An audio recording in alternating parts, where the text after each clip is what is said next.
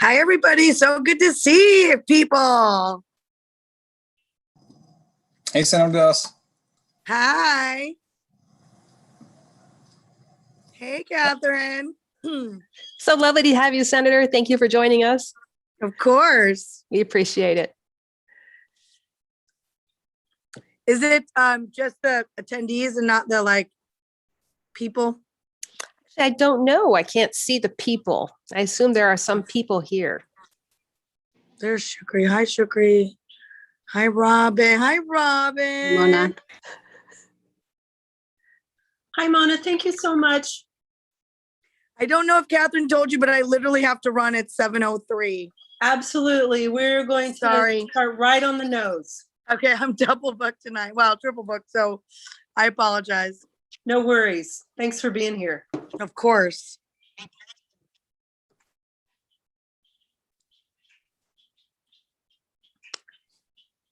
So, Robin, you just want me to welcome everyone and right? That's it? And then just let everyone know it's API month? That would be great. Perfect. Okay, perfect. I can do that. I know you can. I was going to show you my vacation.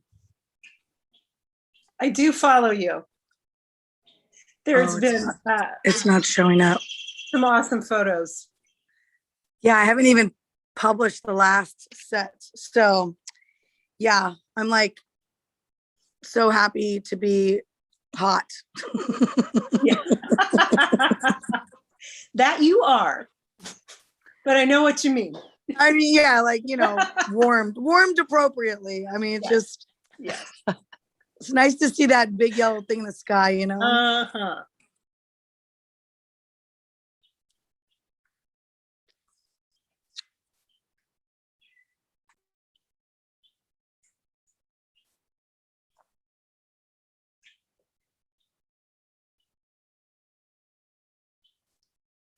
Hi, Kim Convon. Hey, Senator, how are you? I'm good. Nice to see you all. Yeah, nice to see you. Catherine, did you whack your hair off? No, I attempted to brush it, which I'm not so good at. Girling is hard for me, so I just put it up, and then I have gamer headphones on because, of course, I do. I'm like, do you have a No. because I got my hair cut the other day and they cut 4 inches off when I asked her not to cut any. So Why do they do that? Oh, it looks fantastic, though. I love it. No, it It's doesn't. so but thanks for cute. saying so. No, it looks great, and you look great. It does. It's because I got some sunshine. Oh, we're live. Whoops. Hi, everyone. You're just keeping it real. That's Thanks right. for the note.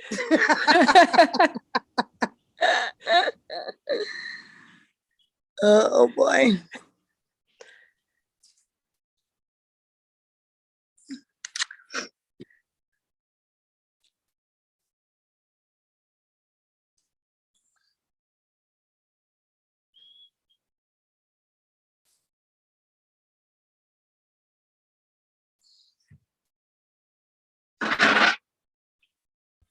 Hey, y'all. Hey, Cliff. Hey, Cliff. Hey. Nice one.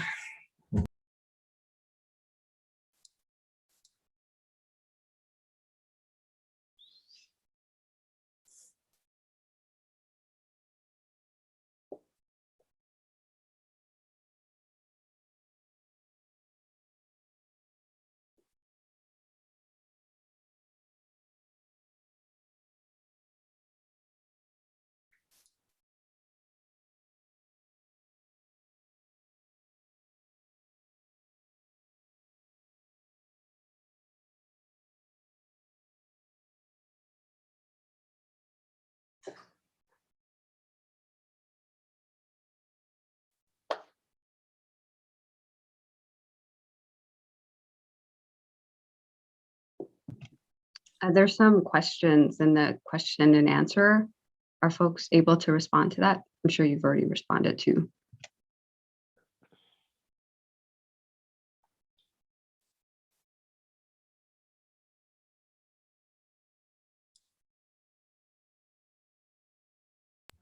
I think the facilitators should probably respond to, hey, Dave, facilitators should probably respond to some of the questions.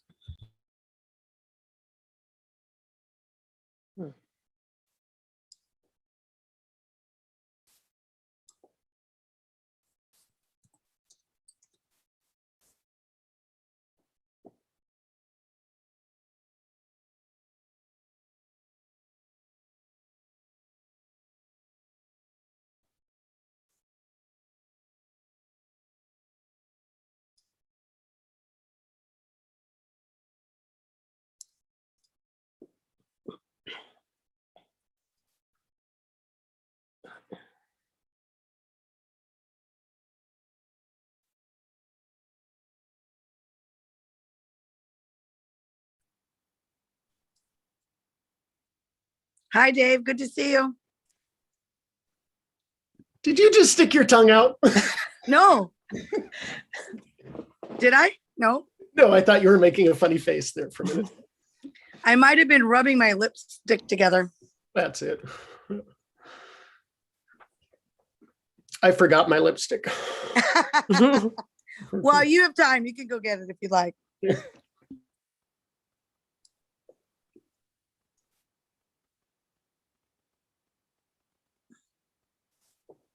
All right. It is time to start our candidate forum. Mona Das, Senator Mona Das, the 47th. Would you care to lead us into our candidate forum, please? Absolutely. Thank you. you, Chair Catherine. It is such an honor and a pleasure to be here with so many wonderful and amazing candidates. I am, honored to be asked to speak and to kick off this candidate forum. It is so important for our candidates to share their voices and share their visions for the future for our wonderful cities and counties that we live in. And I'm, really honored to be part of this wonderful company of folks. I know all of these candidates personally. I know their hearts. I know their souls. I know they care about their communities. I know they want what's best for their communities. And so I'm just so honored, and I want to thank all of you for running. It's not easy to put your name on the ballot. And I just want to thank you and honoring you for doing so. I do also want to share that this month is Asian Pacific Islander Month. I also think that's maybe more of an antiquated term. So I think maybe someone in the legislature should change the designation of this month. But it is an honor to be of Asian descent and to see all these wonderful candidates here today wanting to represent their communities. I am, I'm just honored to be able to do the work that I do for the state and the legislature, and to work with so many amazing other community members that are stepping up to lead.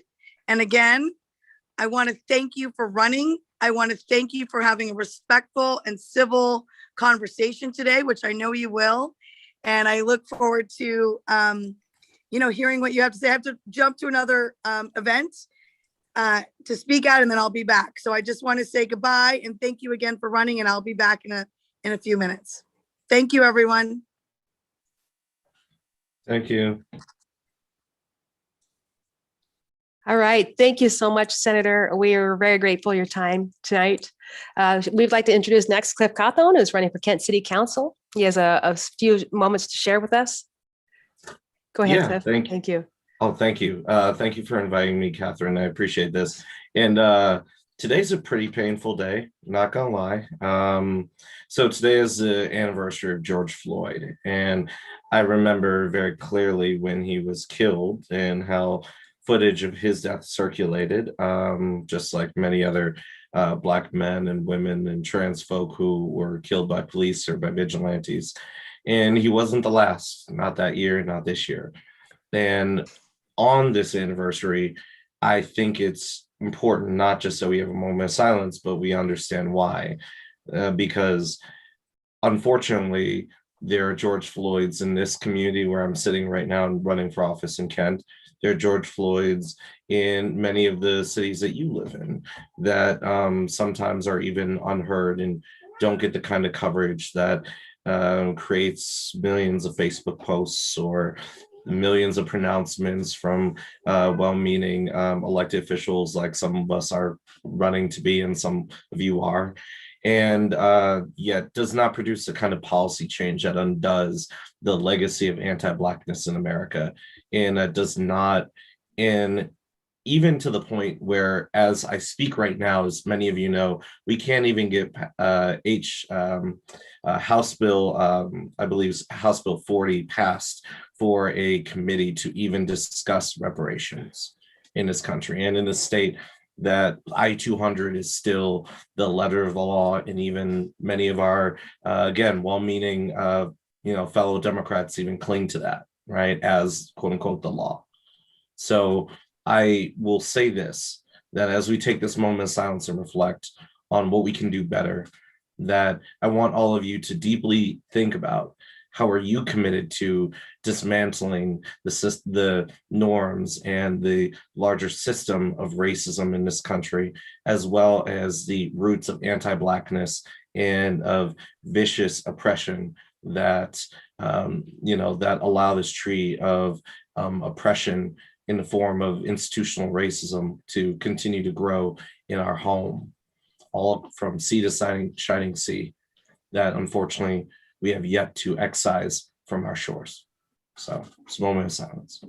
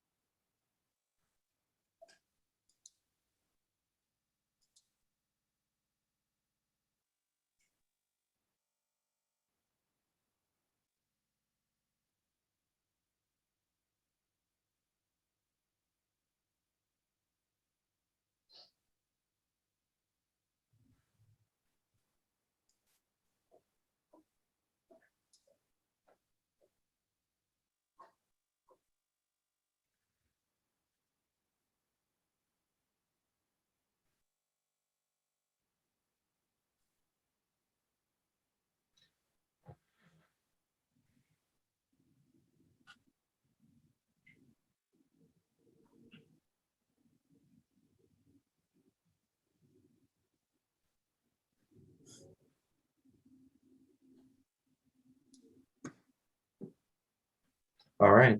Thank you very much. And let's hear some great folks from the community talk about how we can move forward. Thank you. Thank you, Cliff. Next, we have Chris Stearns with our Indigenous Land Acknowledgement.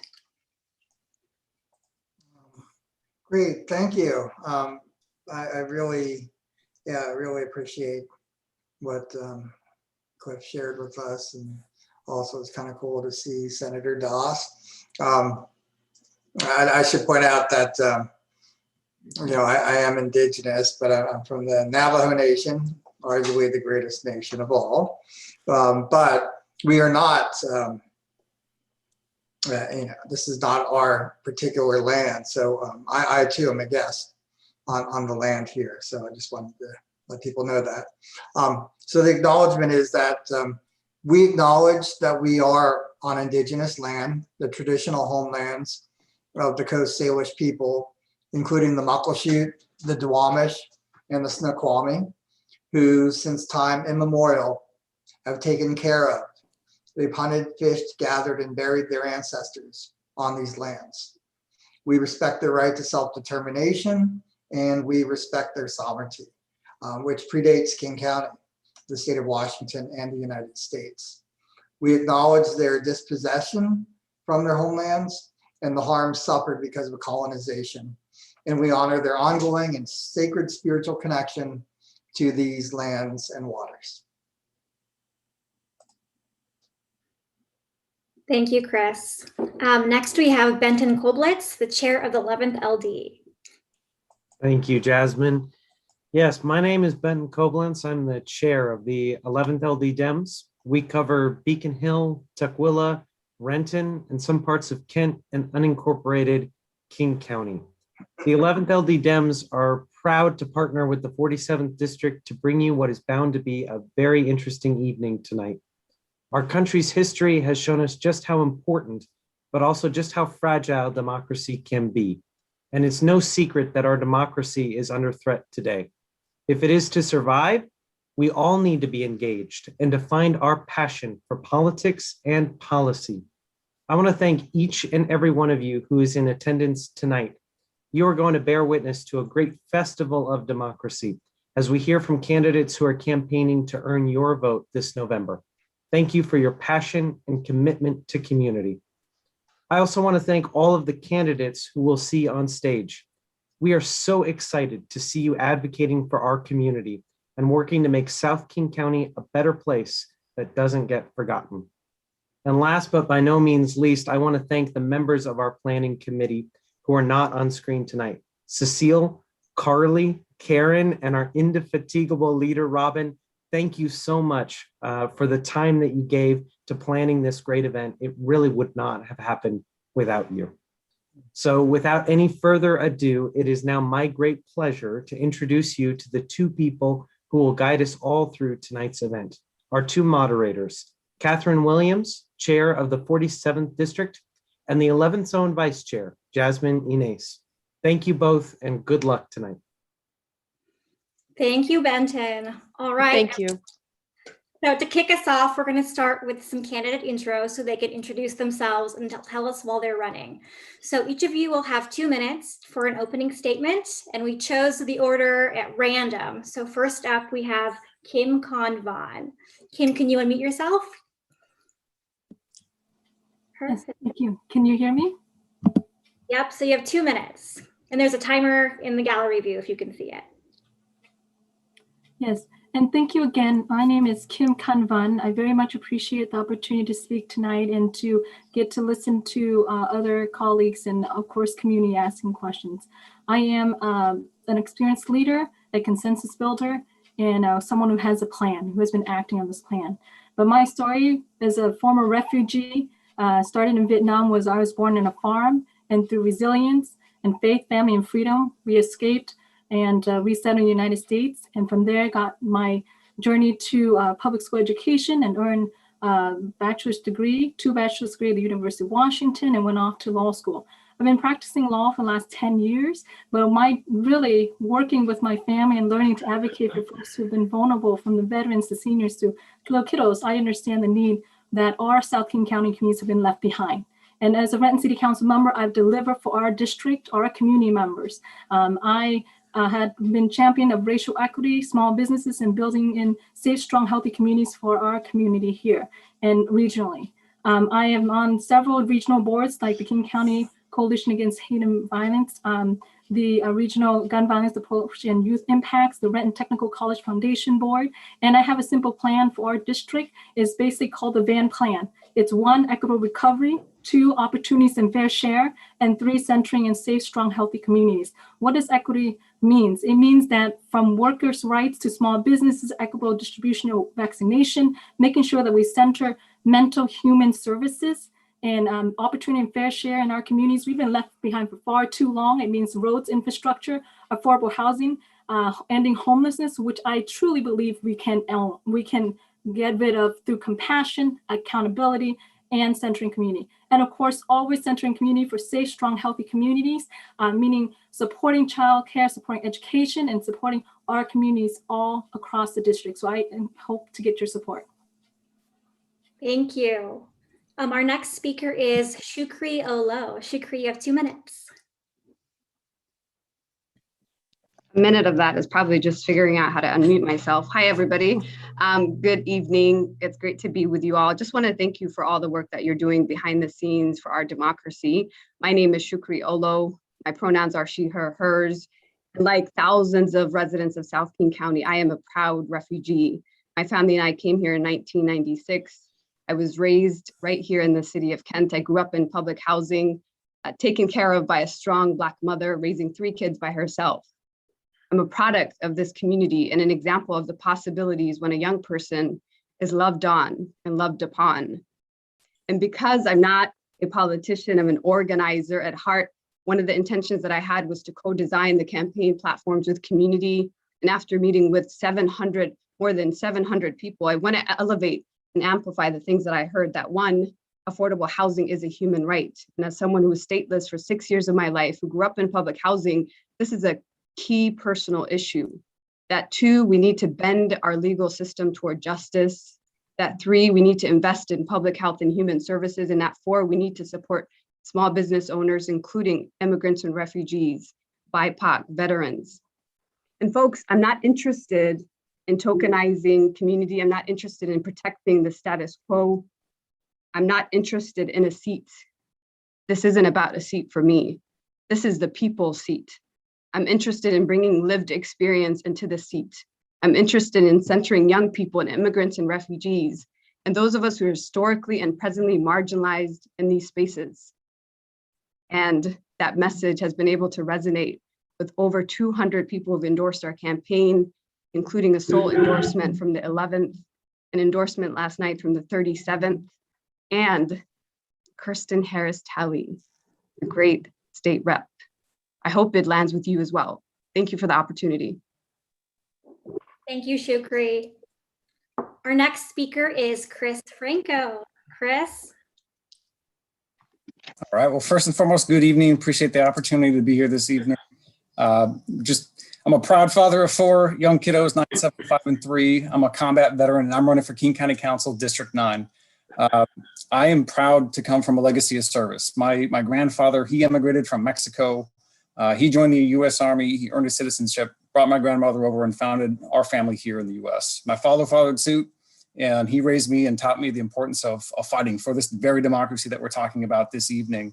And I carried that legacy on for 8 years, serving in the U.S. Army as a Ranger Qualified Infantry Officer and Paratrooper Commander until I got sick and tired of seeing our government not fulfilling our promises. So I decided I wanted to become a public servant, and I came to the King County government back in 2015 because of its commitment to equity and social justice and desire to become the best run government. And I've been proudly serving there for these last 5.5 years, and currently serve in the Office of Equity and Social Justice, where I've been a leader in our county's equity and social justice efforts, and more recently, fortunate to be a part of our county's efforts to address this pandemic and really seeing what our government is capable of doing over this last a year and a half, when it really wants to, when it shifts people and priorities and resources to meet the needs of our community in times of crisis. I want to see that same sense of urgency being applied to our ongoing health, housing, environmental, and economic crises. To be frank, our South King County, our community has been left behind. It has been neglected in a lot of ways, and I'm done with it. I am done waiting for change. I am done waiting for the incumbent to care enough to do something meaningful about these challenges that we're facing. So I'm stepping up. It's time to be the change, and it's time to ensure that our county is walking our talk, and that we are truly focusing on those most impacted by this pandemic and the endemic of racism, and that we are working with our community to serve our community. This is on us as leaders within our community and on King County to fight this fight and to do so together. Thank you, Chris. And last but not least, Dave Upgra, would you like to introduce yourself? Thank you. I came out of the closet the year I first ran for office, and my mentor at the time said she loved me, but that I couldn't run for office because the thought of an out gay candidate in South King County was unheard of. But I ran and made history as the first out LGBT legislator outside the city of Seattle in the history of our state. And I share this because coming of age politically at a time when I faced and experienced legal discrimination shaped who I am as an elected official. What drove me then still drives me today. A passion for justice, LGBT equality, racial equality, gender equality, fighting for tribal treaty rights and labor rights. My life experience also includes being the son of a father with disabilities and the brother of someone who's overcome addiction and criminal justice involvement. In the legislature, I was a leader of a progressive caucus, pushing our own party leadership to do better. 7 years ago, the people of our community elected me to be your voice on the King County Council. I'm in just my second term, and I'm here tonight to ask for your support. I believe I've been an effective progressive champion for South King County, and I'm running because we need proven leadership to build on the progress we've made together. My vision is simple: health, jobs, and justice. We must continue to protect the health and safety of seniors and others while we safely reopen our economy. You know, by following the science and supporting our public health professionals, King County actually has the lowest COVID rate of any major urban county in the continental US. But we also see racial and economic disparities. That's why I worked with our community to successfully target resources to low income and diverse populations in South King County. These are serious times that call for proven effective leaders. I am immersed in the life of our community. You know this because you see me, centering my work in communities of color, building authentic relationships, and delivering results. I'm proud to have early endorsements from more than 75 leaders from communities of color here in South King County. We're building a diverse grassroots coalition, and I hope you'll continue to be a part of it. Thank you. Well, we're very glad to have all of you here. So I'm going to hand it off to Catherine to explain the format of our forum. All right. Thank you, Jasmine. It's great to work with you tonight. So happy that you're here. Tonight's candidate forum will be in the format of a roundtable of topics pre-selected by the moderators.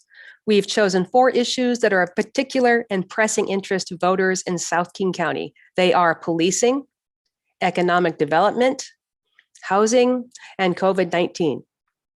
Each candidate will have 3 minutes to address each topic as they see fit. Speakers will be timed, and there will be no rebuttal tonight. The order of candidates for the first round has been randomly selected. As we move from topic to topic, the candidate who spoke first for the previous topic will speak last for the next topic, and each remaining candidate will move forward one place in speaking order.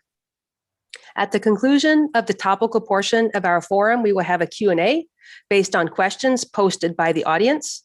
Each candidate will have 1 minute to answer. If you have questions for our speakers for the Q&A portion of tonight's candidate forum, please type your questions into the Q&A. For tonight, the chat is disabled. Also, we will be hearing from a speaker right after the break who recently announced their candidacy for King County Council District 9. Jasmine, back to you, and thank you. Thank you, Catherine. All right, so on the 1-year anniversary of George Floyd's murder, we thought policing would be a great topic to start with. So our first question to the candidates is, how would you address holistic public safety for King County in this role? And to start, we will start with Shukri. All right. First of all, I want to invite myself to take a deep breath in. This is a nerve-wracking space, and I want to tell myself that I belong here. On the issue of policing, I'll start with the personal first, and then I'll tell you more about policy ideas from our campaign. The personal is about my son. He just turned 9 years old about a month ago. And we love this boy. And I'm sure every parent will tell you their child is the best. We can debate that later. But he is the kindest, most compassionate little boy. And since he was about 4 years old, he wanted to become a police officer. And I encouraged that dream. I bought him all the outfits from the local stores, making sure that he sees himself in that dream. And last year, like many families in this community across this country, we had to have a difficult conversation with our 8-year-old boy because he no longer wanted to become a police officer. He was worried now about his safety. And I am too. And I don't want to get emotional here. It's a forum. But I think it's human to want our children to be safe. And the thought of him being a threat to somebody in a few years gets me really emotional. And so I want to personalize this for you to know that this is not just about the systems, but about the people that we love in our communities, ensuring that they are safe, that all of us are safe. The public is safe. On the policy front, this is Dr. Martin Luther King County.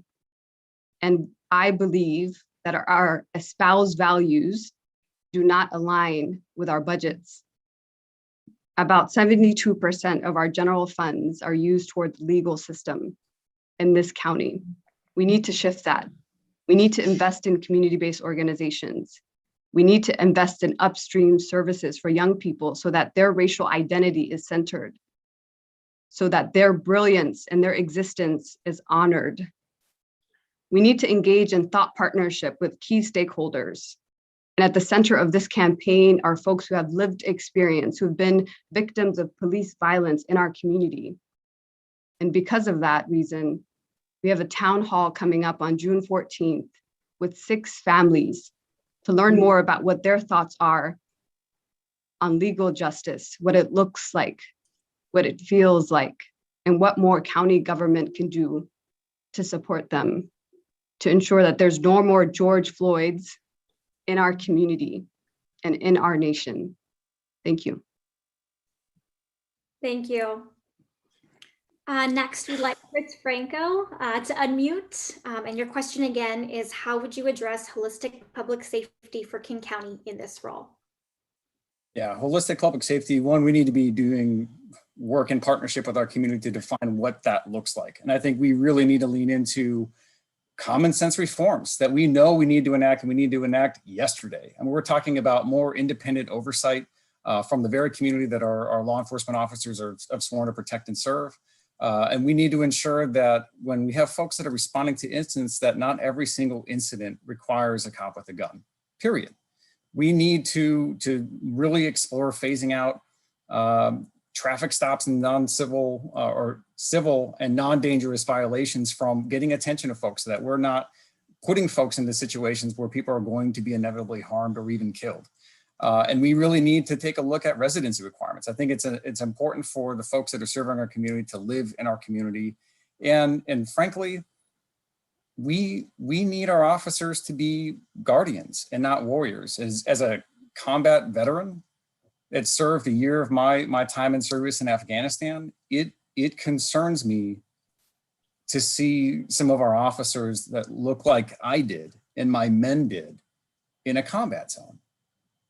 And I think that's fundamentally breaks down the trust within our community, and it paints us as combatants in a way. And I don't want to see that here in Martin Luther King County. And Shukri, I appreciate you calling out, because that is our namesake.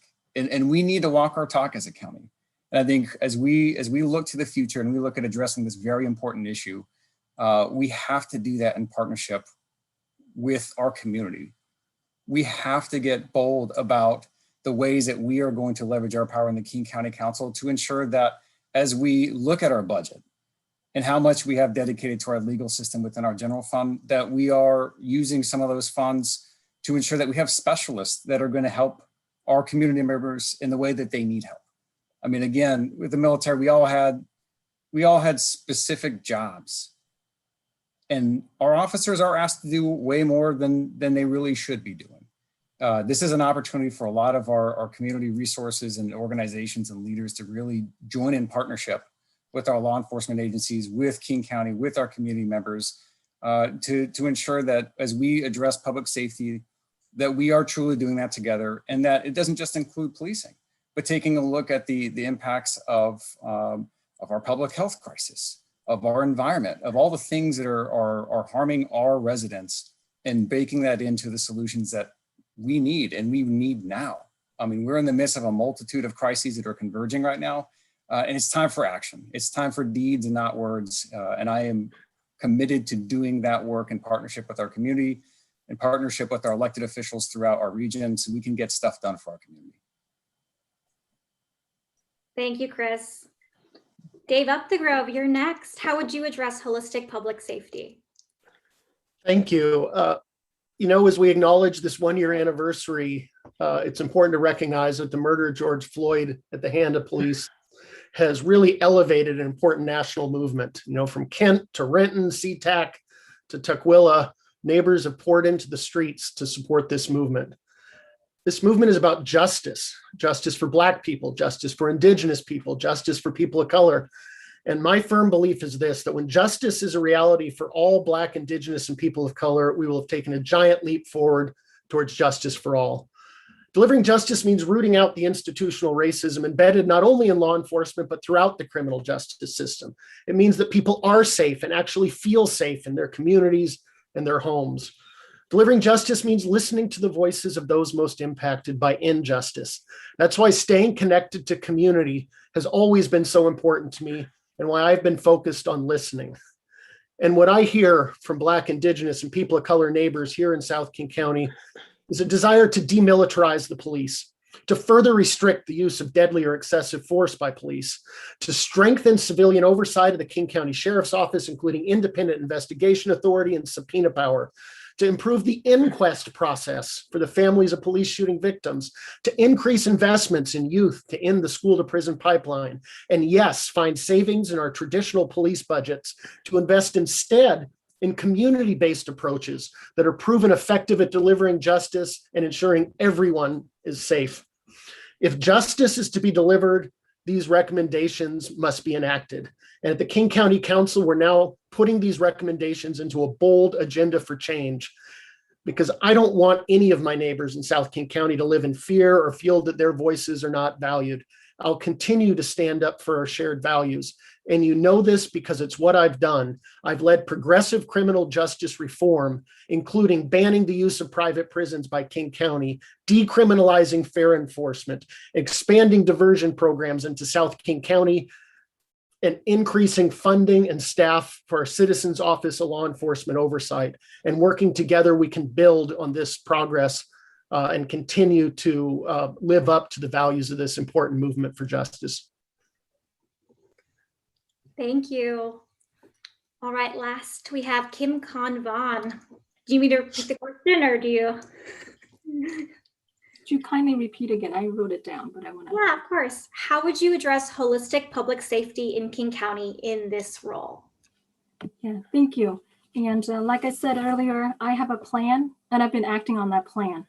And it's been years I've been acting on it, not just now, not when I was an elected official. But I want to start with a lived experience.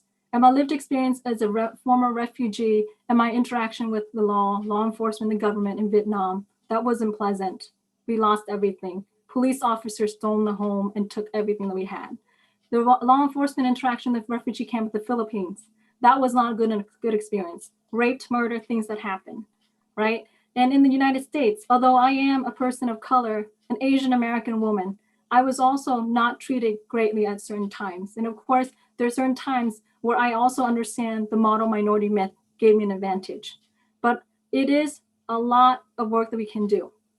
Certainly, my plan, as I've been working with community for the past decades, and really understanding and building trust between our communities. So before I served as a Renton City Council member, I was on the Mayor's Inclusion Task Force to bridge the community, not just Asian American, but the multicultural communities in Renton, and making sure that there is trust built, because I know trusts have been broken for all of our community members, from the low income, the disadvantaged, from veterans, seniors, to those who are limited in English, to those who are BIPOC, all right? We hear of Tommy Lay very locally. We hear of other names locally. We hear now, you know, with everything that's happening with the AAPI Against Hate movement, the current incumbent is basically saying, let's hire 4 new sheriff deputies. So I took it to King County Council. And how do we co-create community-based solution? By holding elected officials accountable that no, you cannot have 4 more new sheriff deputies. No, we cannot expand and having a whole hate crime unit in the prosecution unit. So that's over $1 million that was proposed when the rise in hate crimes against Asian Americans was right there clear, the stab and murder of John Huynh and Shane Huynh across the nation, whose body was dismembered. So let's look at this as an opportunity through these challenges where, yes, King County has a role to play. That is very an opportunity that the thousands of voters have spoken to have the sheriff be appointed, not elected. And yet the incumbent did not listen to the voters, right? And as we talk about co-creating a community-based solution, let's think about prevention versus after the fact. Let's talk about mental health service, talk about supporting our community members' basic necessities, supporting our nonprofits, culturally appropriate programs, the mutual aids that are on the ground doing the work. So let's work at that. But on Renton City Council, I am proud to have been a part of the Mayor's Inclusion Task Force and bridging our community. I'm proud to also have voted to support the Somalian community when there was a need to connect the community to law enforcement, that we were able to hire a police officer to bridge that. Thank you. Right, I'm going to hand off to Catherine. All right. Second theme. All right. Thank you, Jasmine. Thank you so much. The next question will be regarding economic development. South King County is a complex and vibrant nexus of industry, innovation, service work, and transportation. Our distinct South King County cities and county government have to effectively work together on a vast range of issues to ensure that our economies keep moving forward and that economic progress has a positive impact on our families and neighbors living in our communities. Please, if you could, speak to your vision of the future of economic development in South King County. And the order of speakers is Chris, Dave, Kim Khan, and Shukri. Chris, you're up. All right. Well, yeah, this is one heck of an opportunity for Martin Luther King County to show up, particularly right now as we're looking to build back equitably from this pandemic and addressing the economic devastation that's really left within our community, particularly in South King County. I think this is really where we need to walk our talk as a county and invest where the needs are greatest, which is here in South King County. We have infrastructure funds that are coming from the federal level. We've got to make the most of those dollars to ensure that we are investing here at home, here in South King County, and where the needs are greatest, period, within King County as we do that. And in doing so, we need to be looking to the future. We need to understand that our growth within this region has far outgrown the infrastructure for it, and we have to get serious about creating union jobs with the wages, benefits, and safe working conditions here where we live that is going to take us into the future and ensure that our local economy continues to grow and allow us to all thrive. I mean, shoot, King County is the economic heart of Washington State. We need those investments and we need them here right now. We need to invest in our small business community, and we need to ensure that when we're doing so and we're taking the funds that we're going to allocate to doing that, that we are giving those to those that were most impacted by this pandemic. I mean, our small business community is an integral part of our local economy and has just been slammed by this pandemic. So we have to step up our efforts to ensure that those that have been ravaged by this pandemic are in the front of the line to get the help that they need so we can get our economy back up and running. As we're looking to the future, like, we have to continue to lean into apprenticeships, community workforce agreements, project labor agreements, and ensure that when we are creating jobs here at home, that we are employing our community members. I mean, everybody wins. We already have commutes that are hard enough and an infrastructure that is lacking. And as we create these jobs, we need to employ our whole families, our community members, and ensure that we're recirculating those dollars in our local economy so that we continue to thrive and we look to the future. And this is about investing in working people and working families. We have a lot of folks that have made this one of the most prosperous counties in the region. My cat wants to say hello to here. And we got to walk our talk. We got to partner with our labor unions and making sure that we are centering the people of King County first and foremost as we look to recover our economy and grow it in new and fun ways. And this is why I'm fortunate to have the most labor endorsements of any candidate in this race, and will continue to partner with my labor brothers and sisters as we find the programs and the policies that we need to drive our economy forward moving into the future. Right on. Thank you, Chris. Thank you for sharing your thoughts and your vision for the future of economic development in South King County. Dave, could you please share your ideas about the future of South King County's economic development? Sure, thank you. As we safely reopen our economy, we need to focus on creating jobs. And this means expanding the county partnership I started with local school districts to support students going into the building trades where they can get good paying jobs with benefits right away. It means implementing the new Green Jobs program for Black, Indigenous, and people of color youth that I got funded in our flood district budget. And finally, COVID has made clear that childcare is a jobs issue. I want us to renew our Best Starts for Kids initiative that has expanded to include childcare subsidies for struggling families and wage support for childcare workers. Women have been disproportionately impacted economically by this pandemic, and childcare is part of the solution. The biggest role the county plays in economic development is by funding infrastructure needed to support healthy communities. Sexy stuff like sewage treatment, solid waste disposal, and bus service. As we invest in communities and improve our communities, we need to make sure that everyone benefits. And this means King County has an important role to play in preventing small business displacement, especially in immigrant and refugee communities. And to do this, we start by anchoring our solutions in our shared value of community. And this means including those impacted by displacement in the development of solutions. And during the displacement of immigrants, small businesses in SeaTac and Tukwila in 2019, I sat with many community members to strategize. King County provided consulting and technical assistance.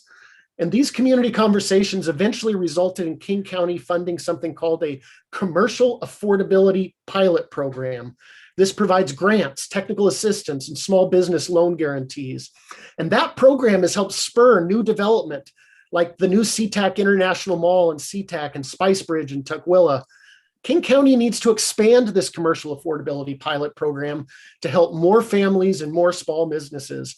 And I am proud to report that just this morning, I secured nearly $1 million in the county budget to do just that. And at the end of the day, the bottom line is this: we want small businesses to thrive, we want our community to shape our own future, and we want economic opportunity to provide for our families.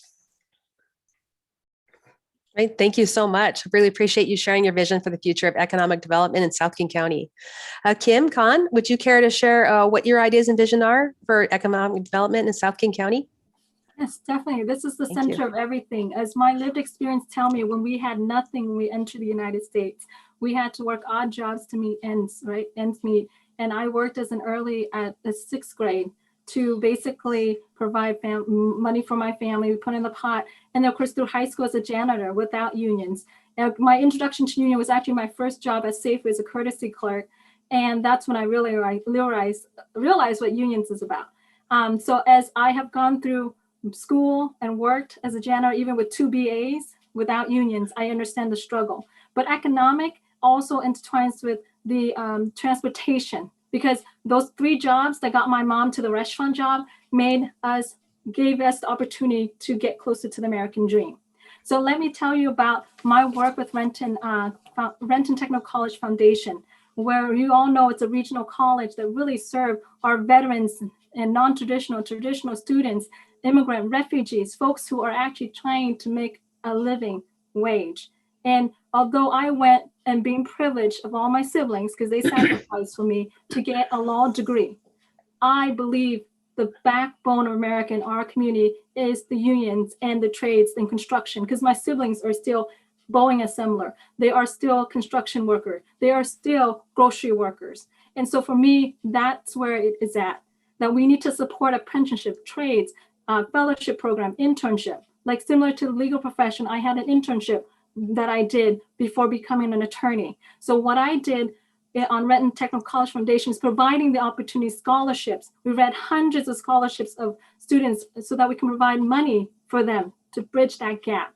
Secondly, on King County Regional Approach to Gun Violence and Youth Impacts, I'm now part of the workforce development, because our youth needs the opportunity that has been left behind. They've been left behind to make sure that they have economic opportunities to reach to the American dream.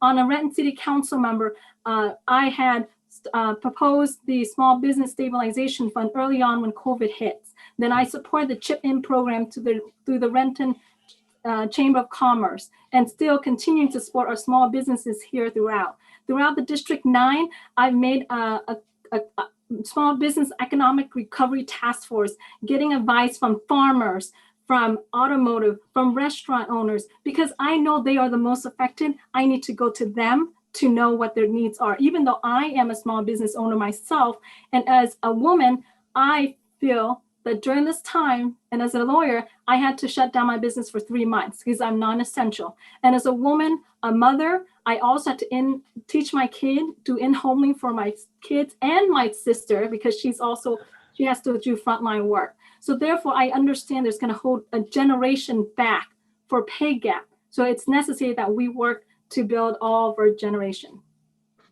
All right. Thank you so much, Kim Khan, for sharing your vision of the future of economic development in South King County.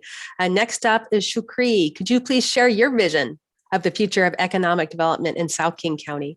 Catherine, I just want to say I love the way you say my name. You say it correctly. Great job. Thank you. So folks, listen, this is a great question, and it's something that I often think about. I want to also share with you that when I announced my campaign back in September of last year, I had the intention to co-design the platforms with community, because this is not about me, right? This is about the people of South King County. And I want to lift up what I heard after meeting with over 700 people. And economic development actually falls under our platform of supporting small business owners. And one of the first things that I did early on is have conversations with small business owners, especially immigrants and refugees, BIPOC small business owners in our community, veteran-owned businesses as well, and asking them, you know, what have you experienced during this COVID pandemic? What more could county government do to support you? What does it look like to help you sustain your livelihood? And I want to lift up what they said. Again, this is not about me. What folks said after meeting with small business owners in SeaTac and Renton and Kent is that they have been forgotten, that this is not just because of COVID, that their needs have been neglected for a long time, and that they are proud that finally they have someone who's asking them what supports they need and what more could they be given in terms of opportunities. I also want to lift up that they shared folks need access to technical assistance. When you have all of these opportunities and grants and you're working in the kitchen trying to make sure that your customers have food to eat, when do you have the time to fill out a grant application that's 20 pages that might not be accessible in your language, right? Folks also said that they are tired of being displaced. I am ethnically Somali, and we saw that happening in the city of SeaTac with Bacaro Mall, a strip mall that actually had several of my aunts operating businesses in, who when I would go there would gossip all day and drink Somali tea, which is the best tea in the world. I'm a little biased. Who no longer had their business because county government didn't step up. They said they're tired of renting these spaces. They want access to land ownership so that they continue their businesses, their livelihoods, and stay in their communities. And finally, our platform on small business supports includes partnering. Someone calls me, and a lot of folks have actually called me this. I'm the partnership pusher, constantly bringing people together, talking to the chamber, to labor unions, to workers, to childcare providers, to ensure that we all get the supports we need to thrive. Thank you. Thank you. Thank you so much for sharing your vision of the future of economic development in South King County. We are remarkably ahead of schedule. That never happens in a candidate forum, so let's enjoy it. How about if we take a 10-minute break or about an 8-minute break and be back here at 7:55, if that's okay with all of our panelists? Take a brief break, get a drink of water, and we'll see you back at 7:55. Thank you so much. Thank you.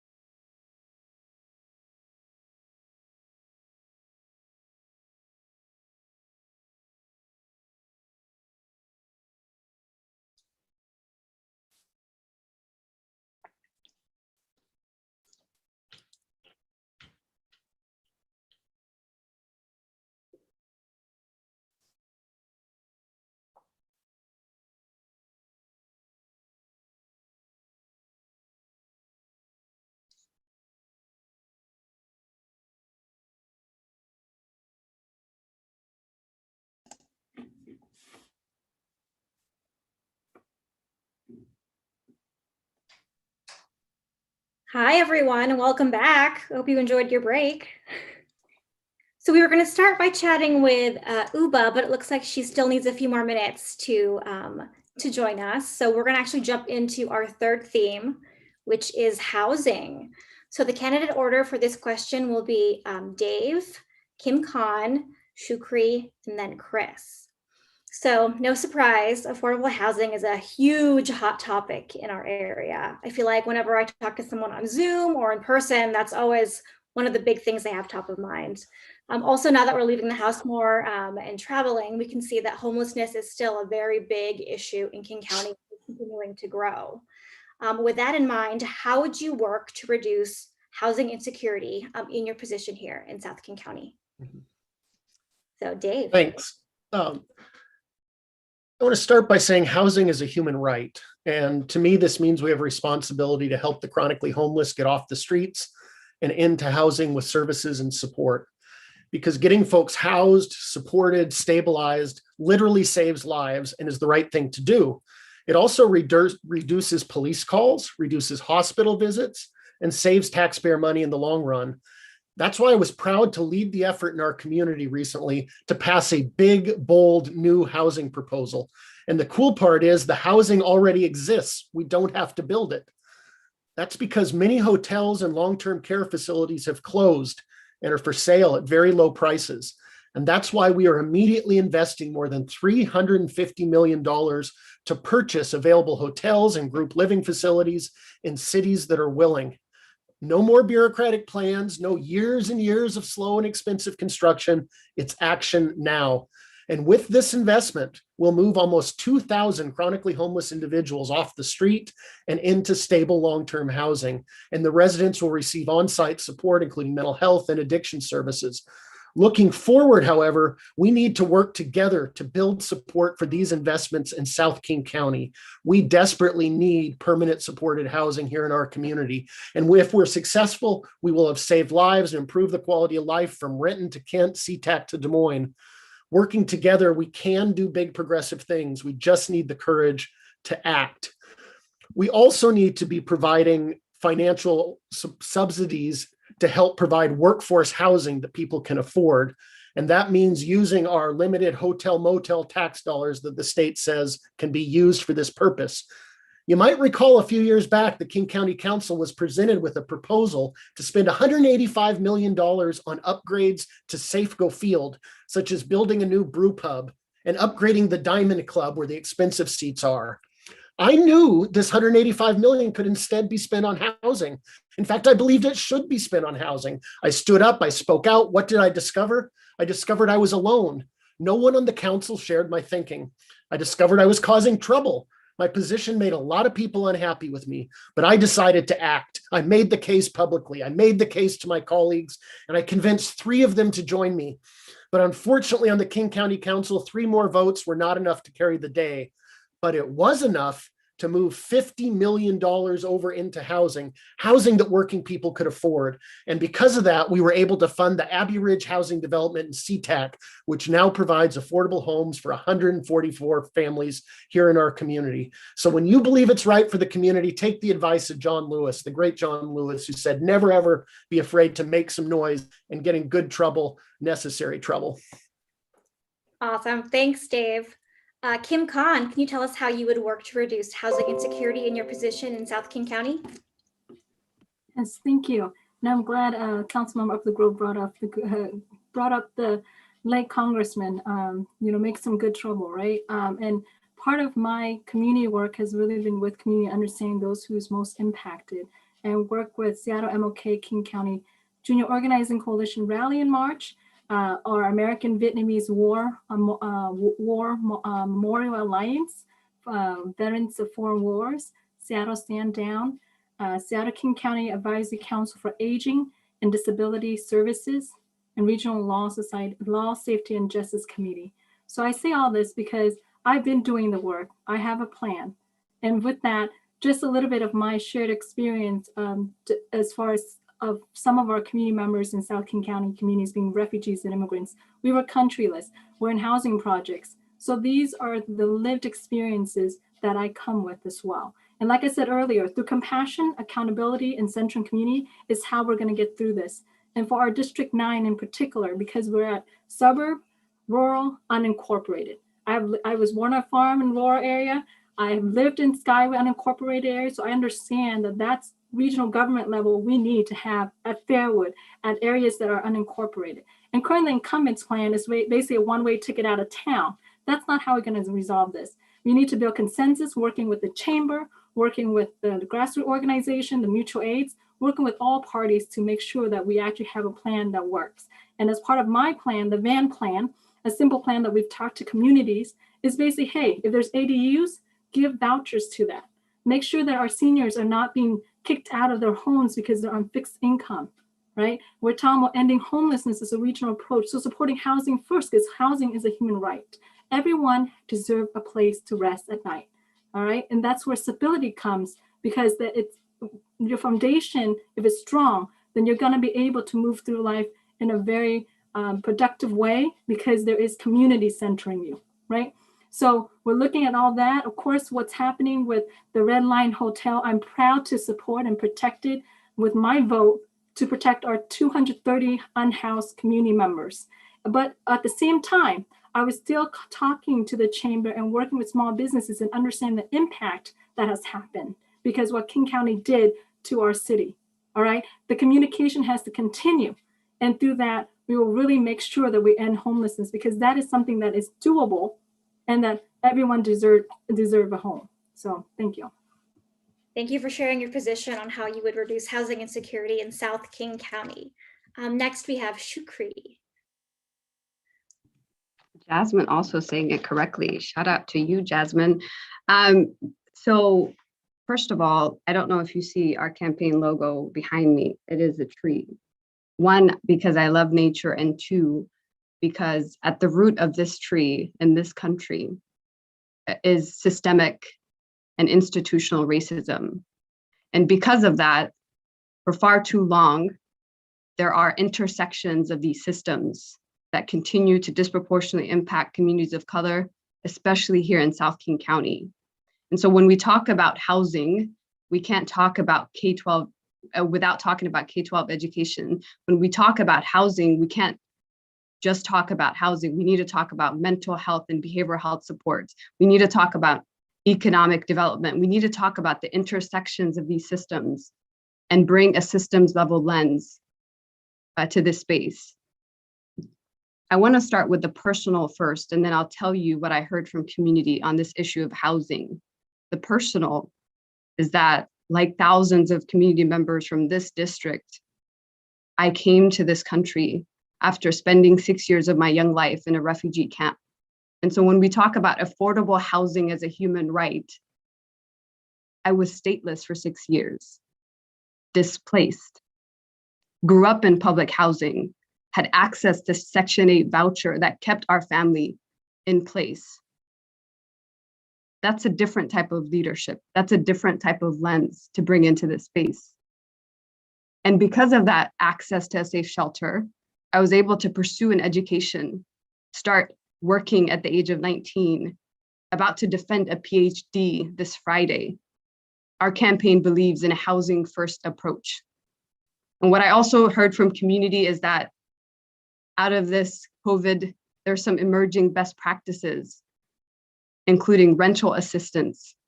I work at the county. I see the incredible people doing the work on the ground every day to support our communities and paying their rent. I heard we need to expand tenant protections. I heard we need to create a pathway to home ownership. I heard that we need to have stronger and deeper and robust partnerships with housing providers, with people who are unsheltered in our communities. And finally, we need leadership. And after 20 years of the same type of leader, we need someone who brings that lens, that lived experience lens, that centers compassion, because I've lived it, that centers empathy, and that finally can understand that this isn't just about housing, it's about liberation for all of us. Thank you. Thank you. Thank you for sharing how you would work to reduce housing insecurity in South King County. Chris, would you like to share your position? Absolutely. So I wanted to start by acknowledging the fact that we've declared our housing crisis a crisis 6 years ago. And this issue has only gotten worse. And it's looking to get even worse because of the impact of this pandemic. And appreciate the call out, Kim Khan, on the incumbent's solution being busing folks out of the region, which is not a solution. It does not address any of the root causes of why we're in this in the first place. And this is up to us as a county to really step up and show leadership and to really partner with our city leaders, with our state legislators, with our community members, our community organizations, to move the dial and to do so quickly. We are living in a region that is becoming really difficult to afford to continue to live in or live in general. I mean, shoot, South King County has been hit hardest by gentrification, and the rising affordability crisis has just pushed for our community members, our friends, our colleagues, our family members further and further out from the jobs that we need to pay for those houses, to care for our families. And I appreciate, Shukri, the more holistic look at taking a look at this issue and understanding that as we look to do something tangible about this ongoing housing crisis and affordability crisis, that we are creating jobs with living wages, with the benefits that we need to continue to afford the places we call home. And we need to get folks sheltered, period. We need to get them sheltered right here, right now, and then work towards the longer term solutions and addressing the root causes of this crisis, because they can't wait. And we're fixing to have a bunch of folks, because of this looming eviction crisis, that are going to flood our system and going to need help. And this is our call as Martin Luther King County to walk our talk and to show leadership and to create the spaces for us to work together to find these solutions and do so immediately. Bottom line, we have to create houses and homes in general, just homes that our working class, like working people, can afford. I have a family of four kiddos that aren't going to be able to grow up in this community that they're growing up with their friends, because it's going to become too expensive. And I know I'm not alone in sharing these concerns about being able to stay here. We have to do something as King County to address the role that property tax has in displacing people and move away from that. It's a relic in some ways of redlining, and continues to disproportionately impact our already historically underserved communities. We know what the problem is. It's time for bold leadership that is going to step up, work towards solutions, and fight for our community members with our community members. Thank you. All right, Catherine, back to you. All right, thank you. The final question for this evening in our roundtable discussion is, of course, the coronavirus. No one has been untouched by the challenges and hardships caused by the coronavirus. The magnitude of the economic and social challenges caused by the pandemic is staggering and may in fact be actually incalculable. What would you like the residents of South King County to know about your plans to mitigate the effects of and recover from the challenges of COVID-19 on and in our communities? The order of answer, please, is Kim Khan, Shukri, Chris, and Dave. Kim Khan, you're up.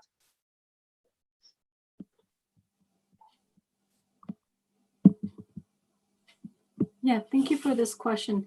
As you know, one of our, the simple VAN plan that we say, and I have a plan and I've been enacting it, and its center is equitable recovery, and it is vaccination, equitable vaccination distribution.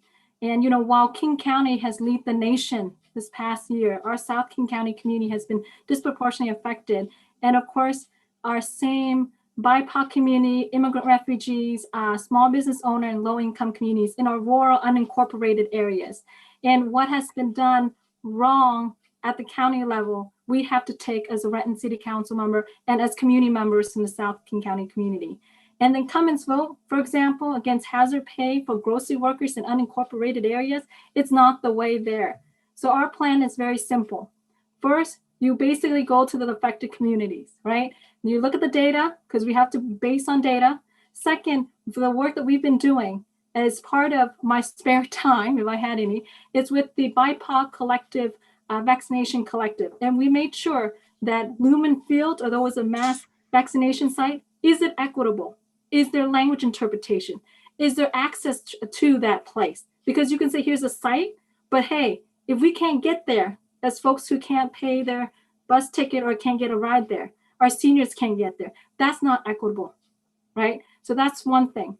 Two is that as we're talking about in King County, I do have to say that I'm still grieving for people in India, for our in-laws. There's an apocalypse happening there.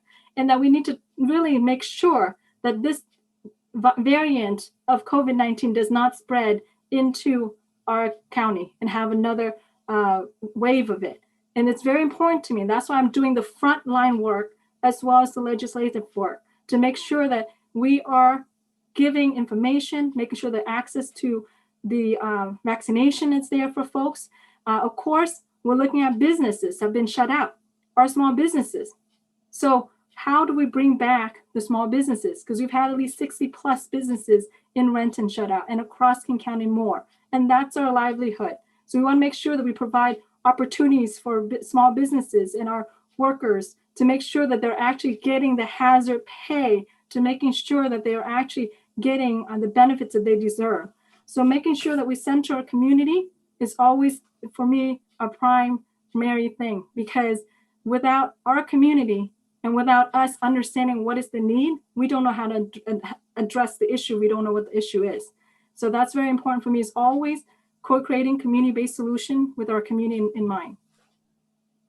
All right. Thank you, Kim Khan, for sharing your words and your actions regarding the coronavirus. I'll repeat the question again for Shukri. What would you like the residents of South King County to know about your plans to mitigate the effects of and recover from the challenges of COVID-19 on and in our communities? Go ahead. Thank you, Catherine. Like I said earlier about the intersections of some of these systems, this is not just about COVID, right? Whether we're talking about housing or transportation or climate justice, it is often Black and Brown communities who are disproportionately impacted. And I want to let you know that the root for some of the disproportionalities, especially in COVID rates, isn't the coronavirus itself, it's racism. It's the lack of access to vaccines. It's the trust that has not been built in community. It's the relationship that has not been fostered over the last 20 years. And government could do so much, but I also want to shout out the community-based organizations who've been doing that work on the ground every day. Shout out to the Somali Health Board, Dr. Ahmed Abdullah, and the countless staff and volunteers who early on were able to help educate the East African immigrant community right here in South King County, help them understand that this COVID vaccine will not harm them. In fact, it's to protect them, help them understand that COVID is real. And now they've been able to vaccinate thousands of people, those of us who are often getting at the end of resources and not getting the things that we need. I also want to acknowledge the work that we've done so far on the campaign trail as a candidate, and I can't even imagine what we'll accomplish together when elected. Early on in the year, one of my primary goals was to understand what community thought about COVID and the vaccine. And I partnered with Deontay Damper and asked him, can we focus on the Black community and kind of unpack historical disparities within the healthcare system? And we held an event called Y'all Getting Vaccinated, a discussion on racism, medicine, and COVID vaccines in the Black community, and had over 800 people, and Dr. Ben Danielson of Keynote, Dr. John Vassell, incredible Black health professionals who helped ground this distrust. And now CBOs are able to have a better understanding of some of the challenges. Healthcare providers, county staffers who I work with have been able to benefit from this knowledge. I want to also acknowledge the work Chris and I did looking at COVID's impact on the Latinx community, because this doesn't just impact Black folks. It's those of us who are often neglected. And that's what we hope to do, to bring that lens to county government. Thank you, Shakri, for sharing your thoughts and your insights into the coronavirus in our communities. Chris, you're up next. What would you like the residents of South King County to know about your plans to mitigate the effects of and recover from the challenges of COVID-19 in and on our communities? Yeah, first and foremost, that we are not out of the water yet, and we can't get complacent. We are, we're ending or getting towards the final phases of this, we hope, so long as no additional variants show up, but we have to continue to take this seriously and follow the experts' advice. As we look to the future, we really need to ensure that not only are we getting through this safely, but we're building back from it equitably. We need to ensure that as we're marching through this together, that we are making vaccines as accessible as possible. And unfortunately, South King County in D9 in particular is one of the most hard hit by this pandemic and has among the fewest folks that have been vaccinated. So we need to ramp up our efforts as a county to make sure those vaccines are getting into arms.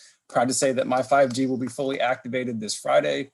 And it's about ensuring that as we continue to fight through this, that we're supporting our frontline workers. I mean, shoot, we need to be ramping up our efforts to get PPE to our frontline workers that have been working tirelessly and putting themselves and their families at risk for the sake of keeping us all moving forward and our economy continuing to run. We have to respect them. We have to do our part to ensure that they're staying safe and that we're providing them the equipment that they need. And hazard pay, I got hazard pay for being in a combat zone in Afghanistan. I didn't have to put my own family at risk while I was over there.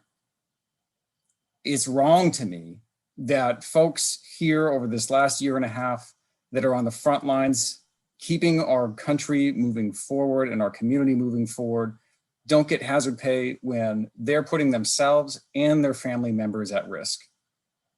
And at one point, I mean, shoot, we were looking at daily death counts that were greater than all of the US deaths in Afghanistan combined over these last 2 decades. That's just fundamentally wrong. The incumbent voting no on hazard pay for our residents, particularly those in unincorporated King County, is just ridiculous. As a King County Council member, you are the only representative in local government for your unincorporated residents, period. So if you have your one representative saying no, that's a problem. We have to make sure that when we are looking at the economic recovery, that we are investing where the needs are greatest, and that's here in South King County.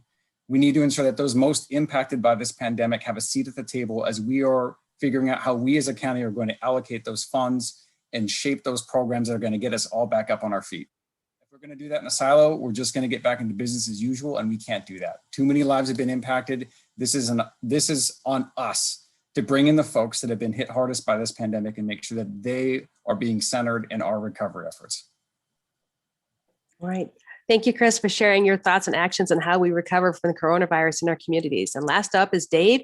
What would you like the residents of South King County to know about your plans to mitigate the effects of and recover from the challenges of COVID-19 on and in our communities, please? Thanks. You know, the first COVID death in the nation was here in King County, Washington.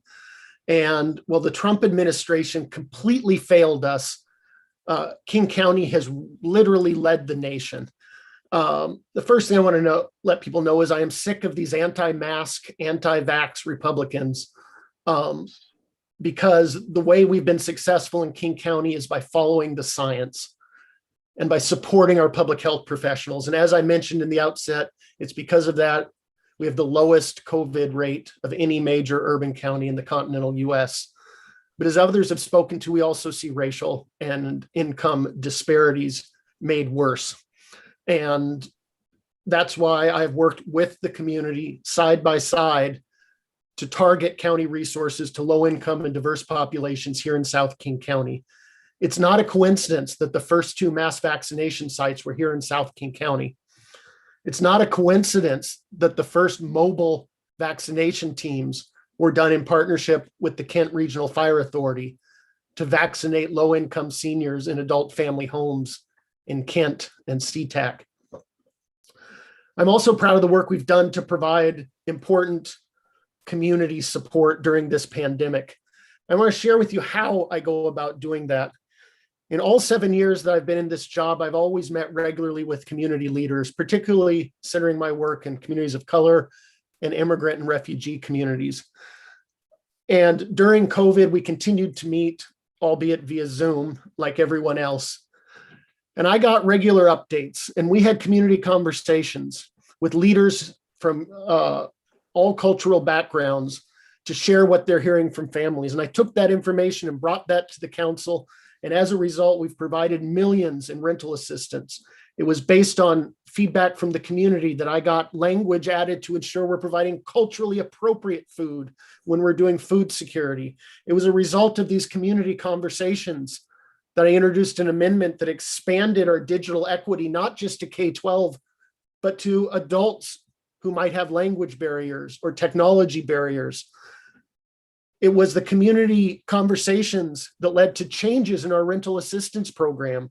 Previously, the money all went out through the United Way, but community organizations led by and centered in communities of color were frustrated that they couldn't help their clients. They had to send them somewhere else. So I elevated those voices, took it to the county executive, and successfully changed the way we're driving out rental assistance. So these community-based organizations led by, centered in, and serving communities of color now will help administer those funds. Why is that important? Because it builds their capacity, their community capacity for the future. It's important that we provide this rental assistance. We've got to extend the eviction deadlines. We've got to pass tougher tenant protections and continue to fund things like childcare grants, domestic violence supports, anti-hate and bias work. Dave, I have to interrupt you. Your time is up. Thank you. I couldn't see my timer, so I didn't know problem. Where I was at. I appreciate it. Glad Thank you you. interrupted. Thanks. No problem. Thank you so much for sharing all of your work you've done in King County regarding coronavirus. We very much appreciate it. Jasmine, I'll take it to you. Thank you, candidates. Thank you all. So that ends our formal forum session. And before we move on to our rapid fire Q&A portion, we have a new guest joining us. So as some of you know, this event was created about a month ago. And since then, we've had a new candidate file and join the race, Uba Garderi. She's joining us now, and to continue promoting diversity, equity, and inclusion. We wanted to ensure she had a chance to speak, introduce herself, and tell us why she's running. So Uba, if you could unmute yourself, you have, is it 2 or 3 minutes to speak? 3 minutes, I believe. Good evening, 11 District and 47 District Democrats. Again, my name is Uba Gadere, and it's pronounced as Uba Gadere, not Ubax, Ubok, Gadere, or how it was pronounced at the 11 District endorsement meeting last Saturday. Ordinarily, I am quite collected and articulated, and ordinarily I expect to be invited to tables and usually get a fair shot at expressing my voice, my plan, and my vision. But this is not an ordinary times, however, because I have been allotted 3 minutes, as I was informed despite announcing my candidacy a week ago, that the agenda will not be changed or opened up to accommodate my participation on this candidates forum. Never mind that there was an entire week to consider my participation on this forum and be flexible with the agenda and integrate my voice into this candidate forum. But well, let's just say that's water under the bridge. So let me instead focus on using this meager 2.5 minutes to jam everything I could tell you about me and my vision. You can get more on my website at www.electubah.com. And as you all have been saying, we know that 2020 was not only defined by COVID-19, but our renewed collective fight against racial injustice. One of the most enduring principles of racial justice is the ethos of accountability. Accountability to self, accountability to each other, accountabilities to communities most impacted, and accountability to our global community. Accountability is also about the work ahead of us to rebuild trust in our democratic institutions. Each of us, as candidates, as leaders of these democratic districts, have a responsibility to demonstrate that institutions like this have a duty to be accountable to those who are at the margins and to center all voices. I myself envision a King County where every person has access to quality jobs. Every person has access to affordable housing. Every person has access to a clean and healthy environment. And every person is connected to community. I bring decades of equitable community development expertise, economic development expertise to King County. I believe through accountable public action and investments that we can unlock the full potential of our local economy by dismantling barriers and expanding opportunities for all of King County, regardless of race or socioeconomic background. I am uniquely positioned to advance solutions that are tailored to address today's complex public challenges with my lived experience, with my organizing background, with my policy chops. This is a people-powered movement for King County, y'all, and nobody can silence this movement. It seems I have little time left now since the agenda could not be open for likes of me. So let me try and concentrate on these essentials. I want to remind all of our colleagues in the Democratic Party that it was the grassroots level that won this party the elections last year. It was the grassroots level that propelled our new president into office. And it will be the grassroots level that will keep this party in power locally and nationally. And will be this grassroots level that will elect Ubah Gadere as the next King County District 9 councilwoman, one of the first Black women to be ever elected in this diverse county. Ubah Gadere is grassroots personified, even though that did not mean much when it came to opening up the agenda and getting a fair shot like her candidates did, her opponents did. Ubah Gadere is going to the grassroots, organizing, irrespective of whether the agenda is opened up for her in institutions like this, or whether the party machine throws its weight behind all the candidates of the party in an equal manner. Ubah Gadere is the grassroots this movement needs at this moment. The grassroots that King County needs at this moment of dealing with multiple crises. Finally, since my allotted time has run out and since the agenda could not accommodate my voice, Ubah Gadere has left the virtual stage. And thank you very much for your time. And I apologize for going over allotted time. Bye-bye. Thank you, Ubah.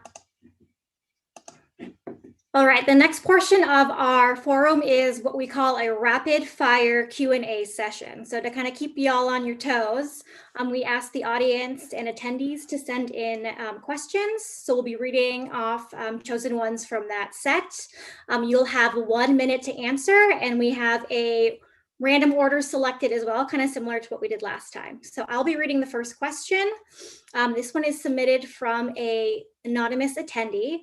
And their question is, transportation in our region is notoriously difficult. How will you address the east to west transportation challenges? And the order for this question is Shukri, Chris, Dave, and Kim Khan. So Shukri, would you like to go first? Happy to go first. And I just want to honor Ubah's lived experience in this space. And I'm wondering and would invite all of us to think about opportunities that we could do better so that folks feel like they have an invitation to be in this space and an opportunity to participate in our democracy. And I want to also at the same time thank you to all the leaders and folks that are behind in the setting up of this forum. Transportation justice is an important issue, and similar to all the issues, we can't talk about access to transportation without thinking about those that it impact, often disproportionately communities of color right here in South King County. We had an opportunity to meet with young people, transportation, bus drivers with King County Metro, and learn more about some of the opportunities there is to help support them. And one of the things that they said is fair access to transportation in all of our communities. And we're committed to exploring more solutions to help with that issue. Thank you. Thank you for sharing your transportation solution, Shukri. Next, we have Chris. How would you address east to west transportation challenges?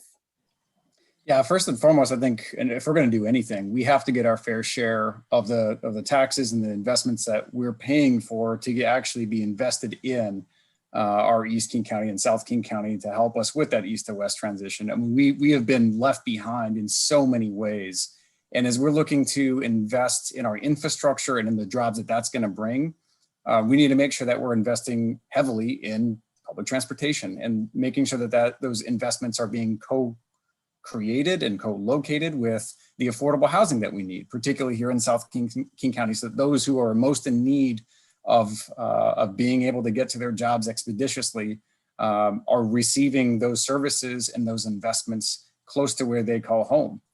We have to do that. We have to step up and ensure that we are investing where the needs are greatest as a county, period. And we have the data to do that.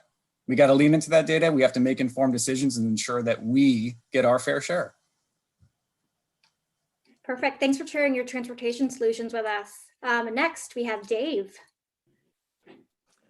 Thanks. It's a great question because I think people are frustrated with spending too much time away from home and stuck in traffic. And there are a number of things we can do. The road system is funded by the state and the cities, and so we need to partner with them. The county funds Metro bus service, and with the addition of the I-line running north-south, we were able to get an additional 20,000 service hours that will help connect the east to west connections to that I-line. But it's not enough. The solution really is two things. Number one, we need to better center equity in our bus service. And as chair of the Regional Transit Committee, I am pushing forward a proposal that was developed by community leaders to do just that. That will help our low-income diverse communities in South King County. Second, we need to increase our investment in bus service. And this means going to the voters to use the tools we have to implement King County Metro's long-range plan, Metro Connects, because by doing so, we'll be able to fund those east-west connections. Thank you, Dave. Kim Khan, would you like to share how you would address the transportation challenges? Yes, and thank you so much. One of our three simple priorities plan is opportunity, making sure that we deliver active investment in transit and transportation in South King County communities to better our communities and working families, to education, economics, opportunity, and all of that. And so with that said, I really want to make sure that you understand that I have a plan. I'm on the Renton City Council Transportation Committee as vice chair, and we are actually working with our different partners in the state, the county, to making sure that it is accessible. So we're centering one, equity, two, making sure that the rural and unincorporated communities are actually going to be part of the center of attention as well, because oftentimes they're left behind. And being King County as a regional government, we should have and must focus on our rural and unincorporated communities. We're looking at expanding a 405, right? We're also looking at the Maple Valley a highway, how it's not safe, and there's things that need to be maintained and updated, and really looking at the rapid lines from Auburn, Kent, Renton, making sure that we are connecting communities as we are connecting folks with transportation. Thank you. All right, Catherine, you're up with the next question. All right, thank you so much. The next question will be from Bob Baker, and the order of speakers will be Chris, Dave, Kim Khan, and Shukri. The question from Bob Baker in the Q&A is, what is your position regarding the proposed asphalt plant on Highway 169, only 143 feet from the Cedar River? Go ahead, Chris. Yeah, I live really darn close to this plant that's being proposed, and I vehemently oppose it. It makes absolutely no sense why it is right off of the Cedar River, in a river that we've made massive investments to protect our salmon population. This is going to put our salmon population at risk. It's going to put the neighbors that we have around the plant at risk. It stands against everything we say we are about in fighting for climate justice as a county. Like this is our chance to do something about this and stop this, because it's only going to create harm to our community members, the wildlife, our environment, our salmon population. And we as a community deserve answers as to why this was zoned there and why it's continuing to move forward. We deserve that as community members. We need the why. We need the why. And I want to get down to the bottom of that. And as a King County Council member, I'm not going to stand for stuff like this. We can't allow our unincorporated residents to be taken advantage of like this. They didn't have a say in this and continue to not get a say, and they're being ignored by this incumbent. It's time for our unincorporated residents to be a part of this discussion. All right. Thank you, Chris. I have to interrupt you. Thank you so much for your passion. Dave, you're up next. Thank you. Thank you. I don't believe industrial zoning should be placed next to rivers like Cedar River. And although this is not in the district I represent, it is important to me because of the impacts. And I don't know why it was done. That was before my time on the council. I believe the District 9 incumbent was there for that. The company came in, bought that land, and they're vested. It's a legal term, which means they have certain development rights that elected officials can't stop. I've been in communication with our permitting office in writing, demanding that they hold that project accountable to comply with all of the state and local environmental laws, which is the authority that we have as a county as a legislative branch, is to push our permitting department. And hopefully the science will show that this is something that cannot be permitted. Thank you very much, Dave. Kim Khan, you're up. Would you like me to repeat the question? Yes, please. Yes, you bet. I should repeat it every time. That's on me. What is your position regarding the proposed asphalt plant on Highway 169, only 143 feet from the Cedar River? Go ahead, Kim Khan.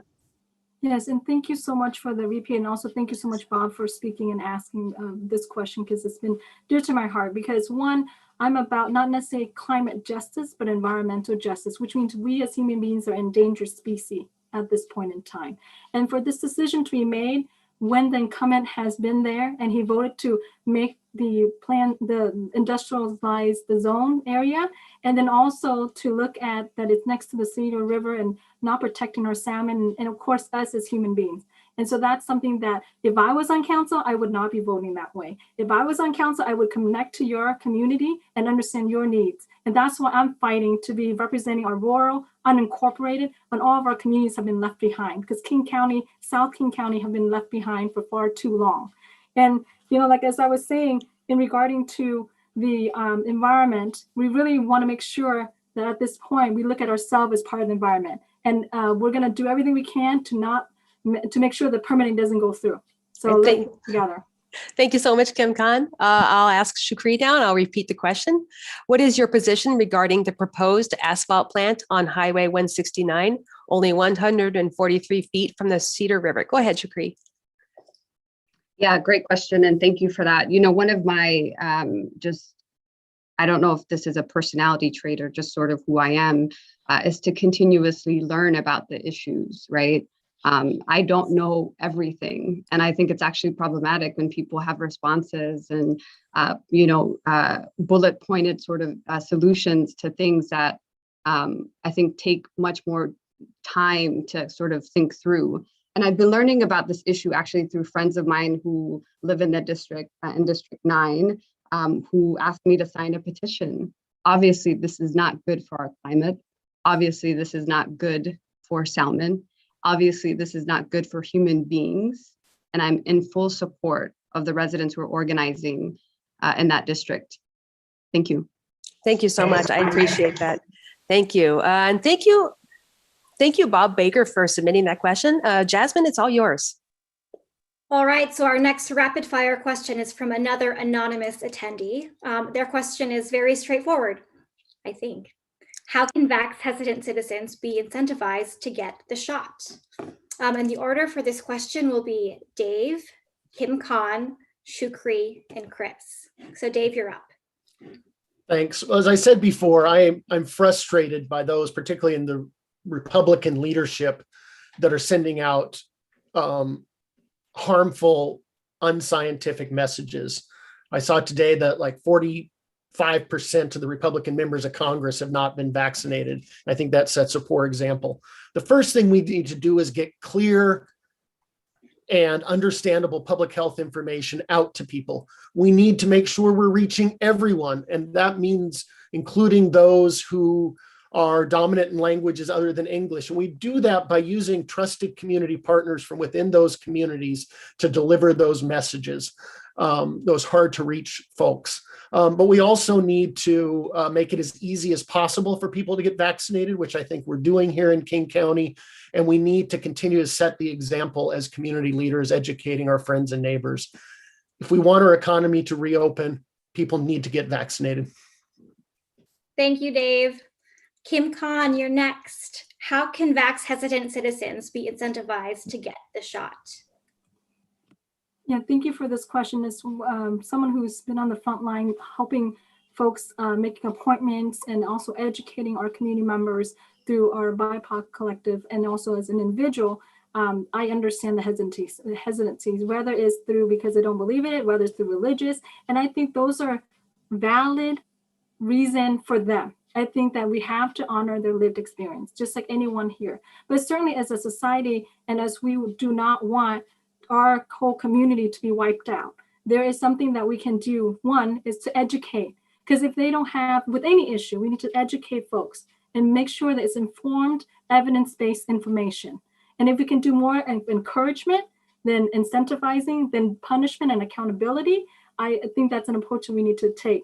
Certainly, if it's communicable public health, communicable disease, just like an immigration law, you would not let the person enter the country. So I would look into a matter of accountability as a thing as well. But I want to incentivize and encourage folks. And lastly, centering community and equity, because this is a thing that is this defining moment of our society as we are an endangered species. Thank you. Shukri, how can vax-hesitant citizens be incentivized to get the shot? Yeah, great question. Thank you, Anonymous. I was going to say I see you, but I don't. It's a webinar. I wanted to start with what Dr. Ben Danielson mentioned at our vaccine, COVID vaccine event in February. And one of the things that he said is government has not earned the trust of community. We have not earned the trust of community. In a nation that has experimented on Black bodies, in a county that has across the board disparities in many different systems. And so I think we have to start rebuilding trust. We have to start having intentional and authentic relationships with community. We have to invest in organizations that are helping folks get vaccinated, including the Somali Health Board and Equity in Education, and so many other orgs in our community. And finally, we have to model the way. I'm getting my 5G, as Chris says, next week, so that more folks are able to stay protected. Thanks. Thank you. Last but not least, Chris, how can vax-hesitant citizens be incentivized to get the shot?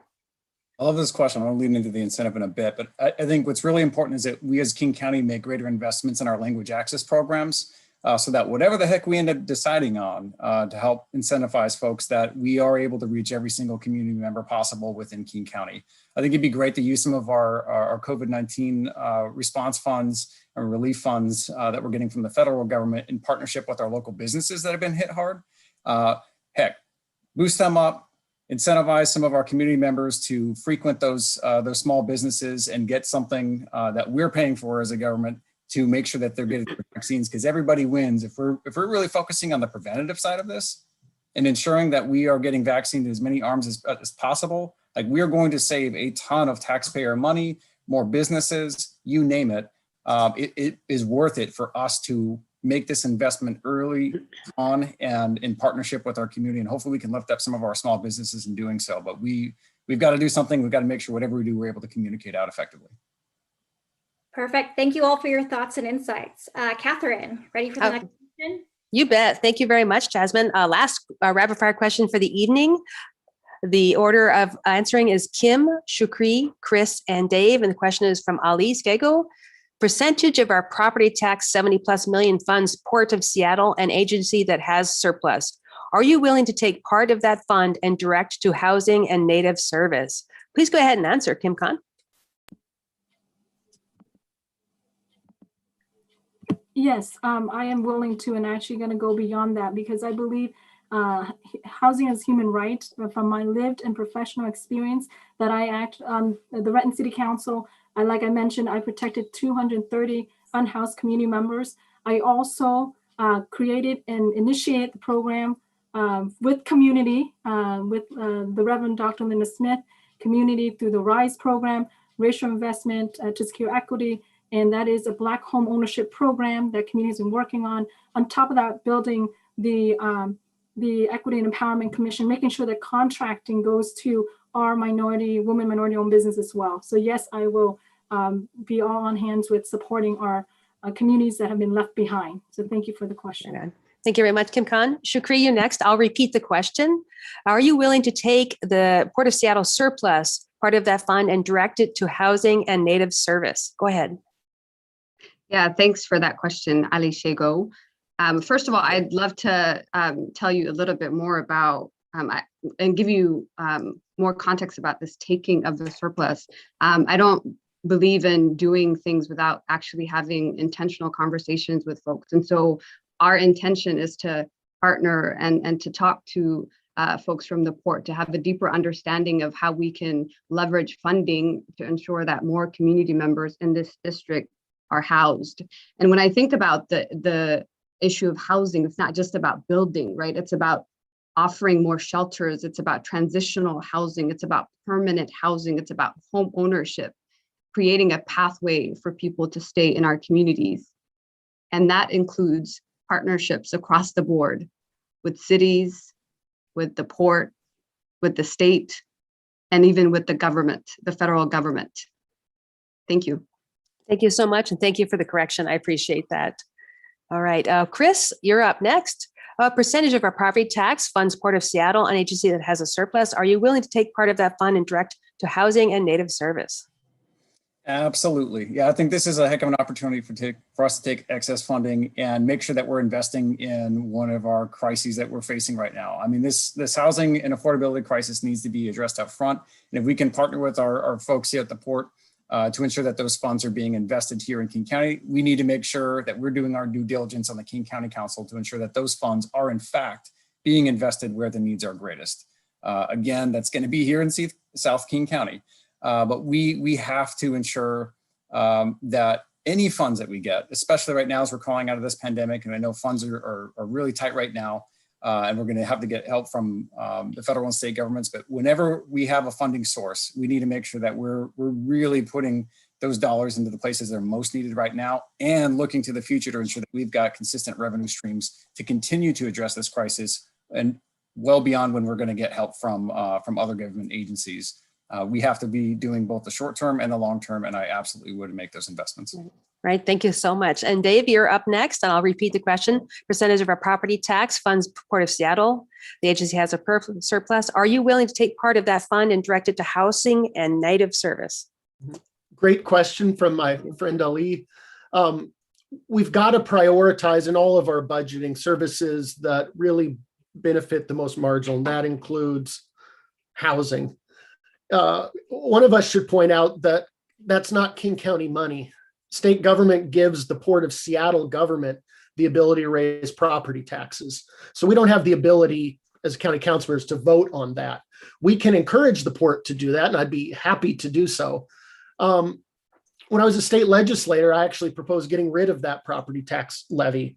But I think that I would totally encourage that government to spend it on housing. We also need to look at ways King County funds can be used as well to support housing services, and that means using our hotel motel tax. It means implementing the new Health Through Housing initiative, and it means continuing to work with community to build that kind of support. I thank you very much. I appreciate it. Thank you all for your excellent answers in our Q&A session, and thank you attendees for posting so many wonderful questions in the Q&A. We'd like to invite each candidate to share their closing thoughts as we wrap up tonight's candidate forum. The topic belongs to you. 2 minutes for each of you, please. I'll give you the order. It's the same as before. Kim, Shukri, Chris, and Dave, and that's 2 minutes to wrap up your topic. Kim, go ahead. Thanks, and thanks everyone for the opportunity to speak here again. I have ran and won and have been serving an elected office. I'm not just your other politician.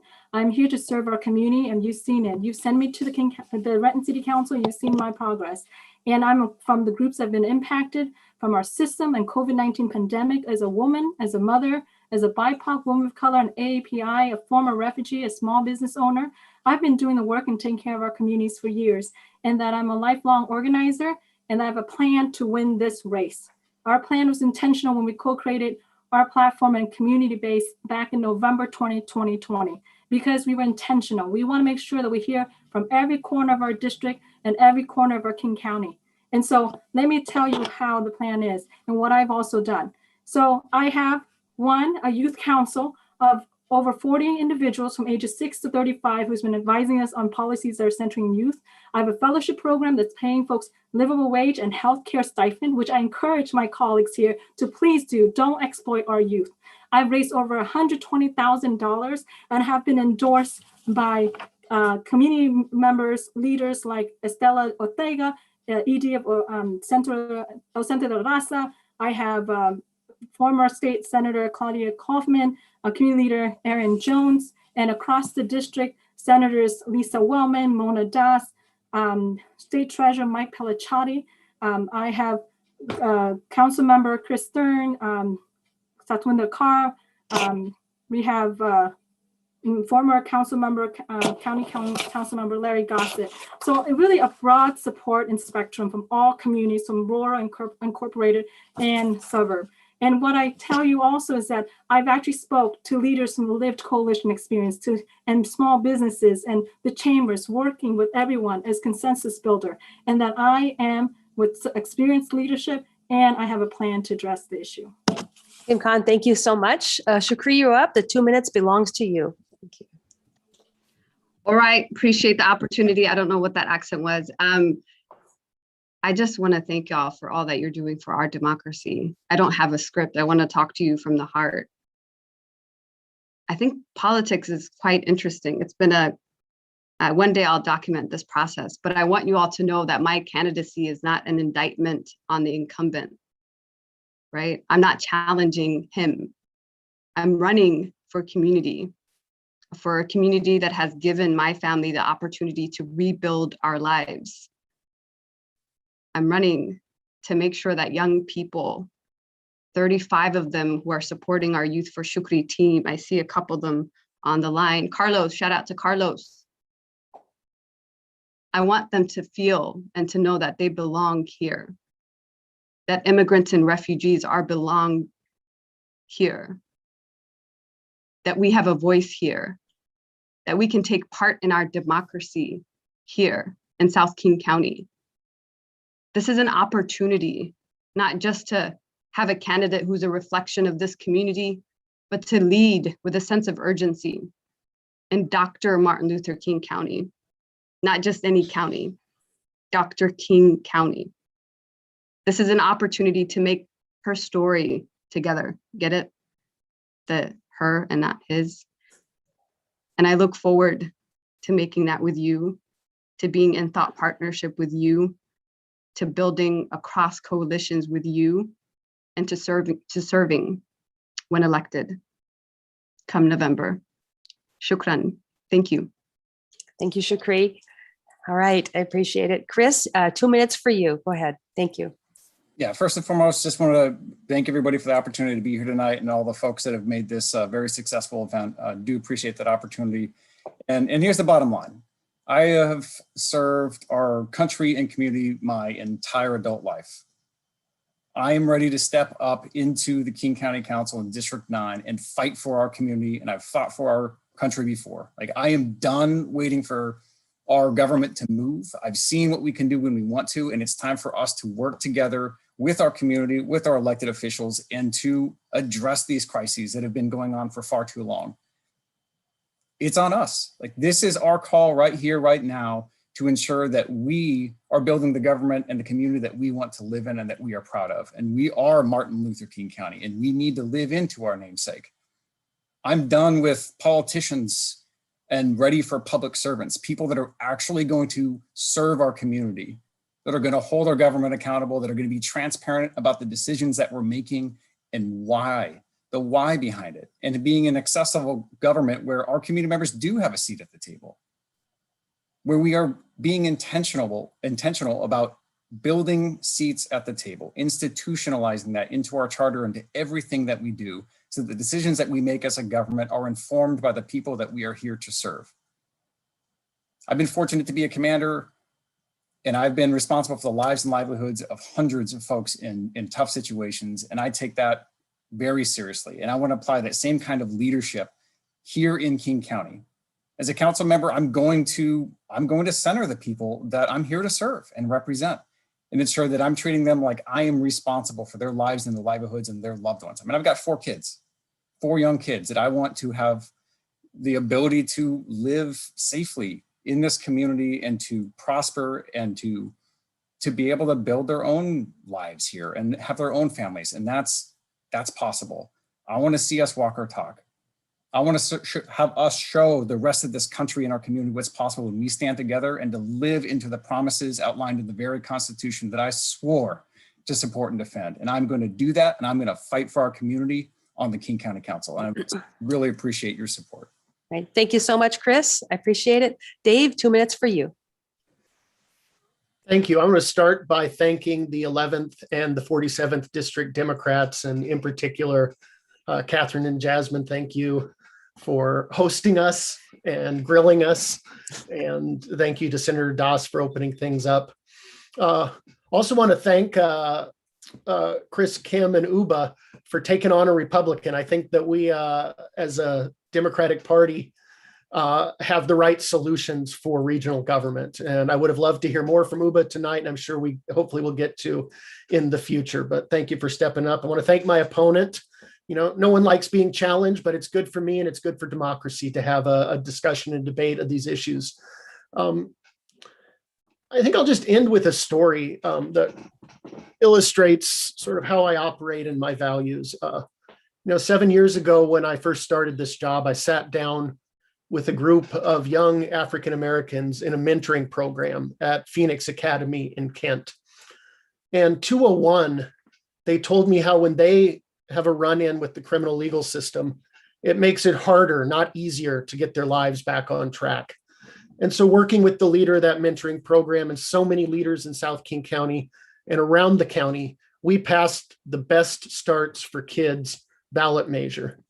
And as a result, we now have a program at South Center Mall where when a young person shoplifts, instead of immediately being thrown in the back of a police cruiser, they're instead immediately paired up with a counselor on site who cares about them and their future. And as a result, more than 200 young people, mostly kids of color, have first avoided a criminal record and second, turned their lives around. And that's the kind of systemic change that we can continue to deliver by working together as a community. Thank you, everyone, for your time and for being here tonight. And I ask for your support.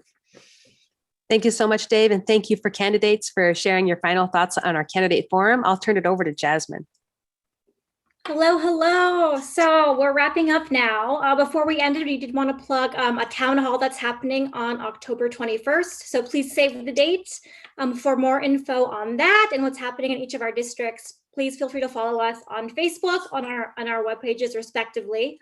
On behalf of the 11th LD Dems and the 47th District Dems, we just wanted to thank our speakers and our candidates for speaking tonight, and for everyone that's tuning in live for taking the time to watch and learn more about everyone running. And that's all, folks. Have a good night. Thank you so much.